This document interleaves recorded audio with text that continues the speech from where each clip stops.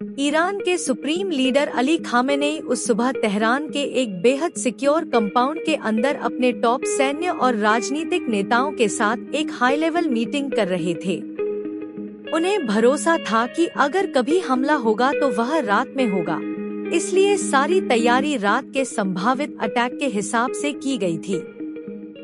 लेकिन इसी भरोसे ने सबसे बड़ा सरप्राइज पैदा कर दिया। सुबह करीब 8 बजे आसमान में अचानक कुछ ऐसा हुआ जिसकी ईरान को बिल्कुल उम्मीद नहीं थी।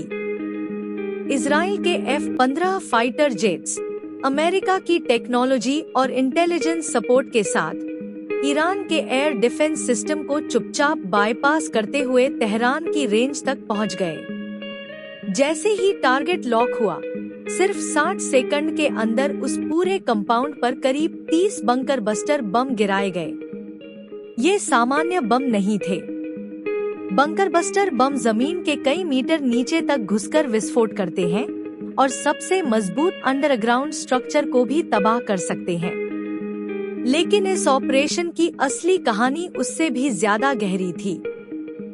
पिछले 6 महीनों से अमेरिका की CIA और इजराइल की मोसाद मिलकर खामेनेई की हर छोटी बड़ी गतिविधि पर नजर रख रही थी।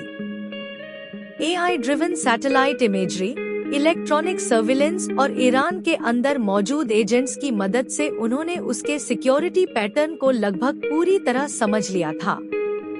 उन्हें पता था कि वह कब सोता है, कब मीटिंग करता है और यहाँ तक कि उसका खाना कहाँ से आता है। 28 फरवरी 2026 की सुबह जब यह जानकारी मिली कि खामेनेई अपने टॉप डिफेंस लीडर्स के साथ उसी कंपाउंड में मौजूद है, तो अमेरिका और इजराइल के लिए यह एक गोल्डन अपॉर्चुनिटी बन गई, क्योंकि एक ही स्ट्राइक में वे ईरान के कई अहम लीडर्स को निशाना बना सकते थे। CIA ने सटीक लोकेशन मोसाद को दी और फिर शुरू हुआ वह ऑपरेशन जिसने तेहरान के सेंटर को कुछ ही पलों में हिला दिया। कुछ ही सेकंड में पूरा कंपाउंड धूल और मलबे में बदल चुका था। लेकिन सबसे बड़ा सवाल यही रह गया, क्या अली खामेनेई उस समय उसी बंकर में था या फिर वह उन 2 सबसे गहरे और सुरक्षित बंकरों में से किसी में छिपा हुआ था।